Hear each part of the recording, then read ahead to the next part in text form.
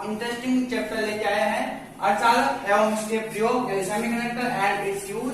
तो अर्धचालक क्या होता है, सेमीकंडक्टर क्या होता है। अर्धचालक के बारे में हमने पहले पिछली वीडियो में देखा था। अर्धचालक यानी चालक और कुचालक के मध्य के जो पदार्थ होते हैं जिनकी चालकता का मान निम्न ताप पर पाया जाता है जबकि समान ताप पर नहीं पाया जाता है। यानी निम्न ताप पर तो ये सुचालकों की तरह व्यवहार करते हैं और सामान्य तापमान के ऊपर ये कुचालकों की तरह व्यवहार करते हैं। तो अर्धचालकों के अंदर जैसे जर्मेनियम,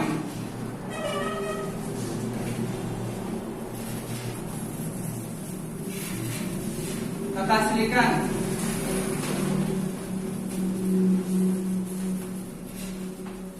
अर्धचालकों के अंदर आते हैं। ये वर्ग 14 के तत्व होते हैं और इनमें sp3 संकरण पाया जाता है। sp3 संकरण होने के कारण इनके वाहकत्म कक्ष में 4 इलेक्ट्रॉन होते हैं और ये 4 इलेक्ट्रॉन जो है अपनी संयोजकता को पूर्ण करते हैं, 4 बंधों का निर्माण करते हैं। तो इस प्रकार से अर्धचालक जर्मेनियम, सिलिकॉन बहुत ही महत्वपूर्ण उदाहरण है। अब हम बात करते हैं इन अर्धचालकों के अंदर इनमें जब किस प्रकार से अपन को 2 पार्ट्स में डिवाइड कर सकते हैं। तो 2 पार्ट में डिवाइड करने के लिए हमारे पास में एक तो होते हैं प्योर यानी नेज,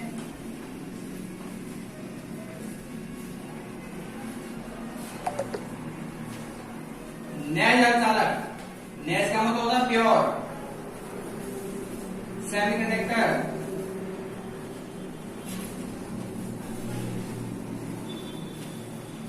नेज चालक या प्योर सेमीकंडक्टर। तो अर्धचालकों के इस रूप के अंदर बिल्कुल शुद्ध अवस्था के जो अर्धचालक होते हैं उनको लिया जाता है, जैसे जर्मेनियम और सिलिकॉन। जैसे मान लीजिए अपने पास में सिलिकॉन है, ये सिलिकॉन का स्ट्रक्चर है।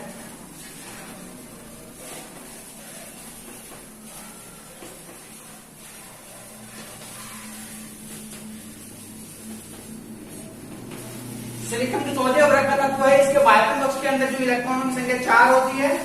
तो 1, 2, 3 और 4, ये चारों 3 इलेक्ट्रॉन अन्य सिलिकॉन के 4 सिलिकॉन परमाणु से सहसंयोजक बंध का निर्माण करते हैं।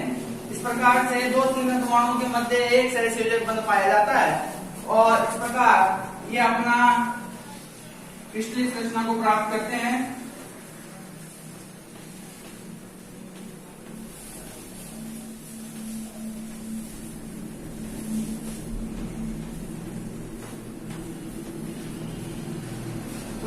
परमाणु के चारों ओर हमको 4 इलेक्ट्रॉन रखने हैं। तो ये अपना नेज अर्धचालक के रूप में सिलिकॉन का स्ट्रक्चर अपन ने देखा। और सिलिकॉन के स्ट्रक्चर में अपन द्विचालकता की बात करें तो सिलिकॉन के अंदर जब विद्युत धारा प्रवाहित करेंगे तो सिलिकॉन के मध्य के जो 2 इलेक्ट्रॉन है जो सहसंयोजक बंध बना रहे हैं, ये सहसंयोजक बंध के इलेक्ट्रॉन विद्युत ऊर्जा से ताप ऊर्जा ग्रहण करके ये इलेक्ट्रॉन यहाँ से मुक्त होते हैं। मुक्त होने पर ये इलेक्ट्रॉन अंतराकाश स्थल में आ जाता है और यहाँ पर एक रिक्तिका बन जाती है, इसको धनावेशित छिद्र करेंगे। धनावेशित छिद्र, positive hole, positive hole, positive hole है तो इसमें सबसे पहले इलेक्ट्रॉन विद्युत ऊर्जा से ऊर्जा लेकर के मुक्त होता है और वहां पर पॉजिटिव होल बनाता है। तो इसमें विद्युत धारा प्रवाह होते समय मुक्त इलेक्ट्रॉन और पॉजिटिव होल इनकी संख्या हमेशा समान होती है। परंतु समानता में देखें तो इन पदार्थों का, इन नेज अर्धचालकों का प्रयोग समानता बहुत कम किया जाता है, ना के बराबर किया जाता है। विद्युत रूप में ये बहुत ही कम काम में आते हैं। दूसरा इसका इंपोर्टेंट पार्ट है जिसको अपन इम्प्योर यानी अशुद्ध, अशुद्ध या डोपिंग अर्धचालक, डोपिंग अर्धचालक कहते हैं। तो अशुद्ध या डोपिंग अर्धचालक की जहां अपन बात कर रहे हैं तो अशुद्ध का मतलब है उसमें किसी न किसी प्रकार की इम्प्योरिटी मिला दे। तो इम्प्योर, इसलिए इसको इम्प्योर और डोपिंग सेमीकंडक्टर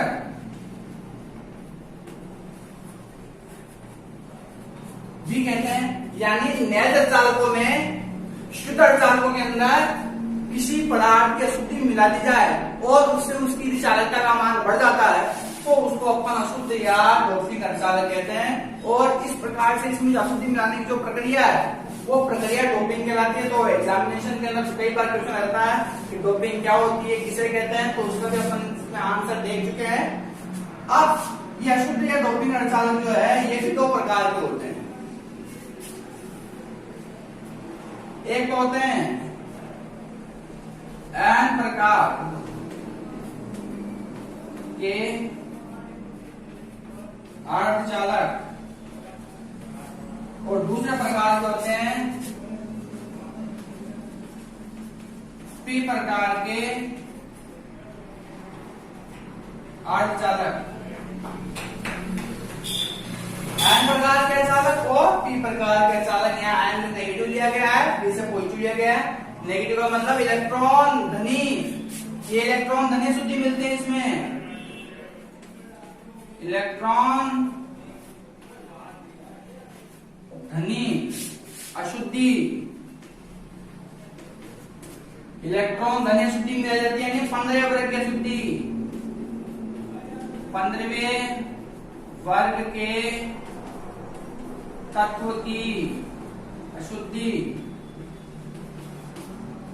15 वर्ग के तत्वों के अंदर आपका आर्सेनिक है, फास्फोरस है, इन तत्वों की अशुद्धि मिलाई जाती है। और अपन बात करें पी प्रकार के चालकों की तो पी यानी पॉजिटिव, पॉजिटिव यानी इलेक्ट्रॉन धनी, इलेक्ट्रॉन धनी अशुद्धि मिलाते हैं। और इलेक्ट्रॉन धनी अशुद्धि मिलाने के लिए अपन को 13 वर्ग के तत्वों की आवश्यकता होती है। 13 वर्ग तत्वों के अंदर आते हैं आपके एल्यूमिनियम है, गैलियम है, इंडियम है,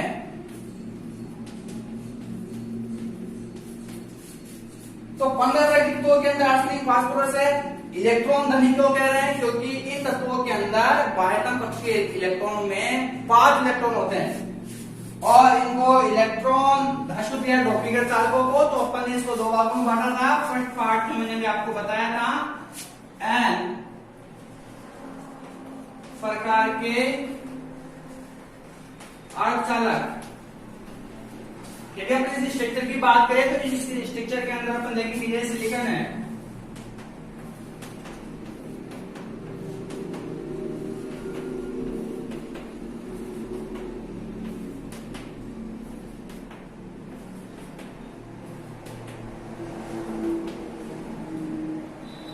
ये सिलिकॉन की स्ट्रक्चर हो गई।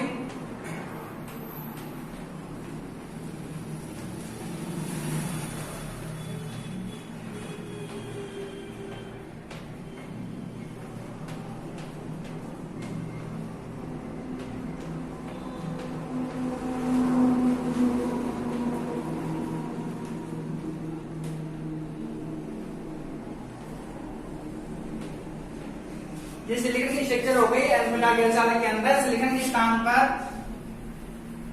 15वें वर्ग के तत्व जैसे फास्फोरस है, आर्सेनिक है, अशुद्धि से मान लीजिए आर्सेनिक अपन ने अशुद्धि के रूप में लिया तो आर्सेनिक के बाह्यतम कक्षीय इलेक्ट्रॉन 4 होते हैं, 1 2 3 4, ये हो गए 5 होते हैं। एक इलेक्ट्रॉन इसके अंतरावकाश में जाता है और इस अंतरावकाश वाले इलेक्ट्रॉन को मुक्त इलेक्ट्रॉन कहते हैं।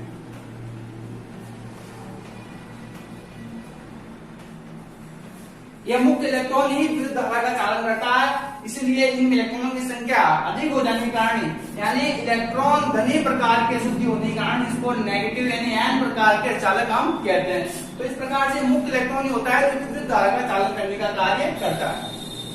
तो बहुत इंपोर्टेंट रोल है कि एन प्रकार के चालकों में क्या है जो विद्युत धारा का चालन करता है, वो कौन होता है? हमेशा मुक्त इलेक्ट्रॉन, फ्री इलेक्ट्रॉन्स होते हैं। अब हम बात करते हैं पी प्रकार के चालकों की।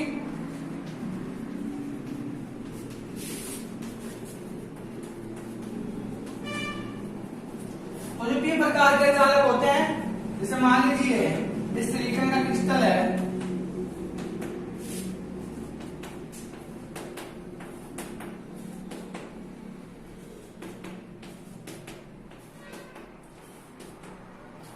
इस सिलिकॉन के क्रिस्टल के अंदर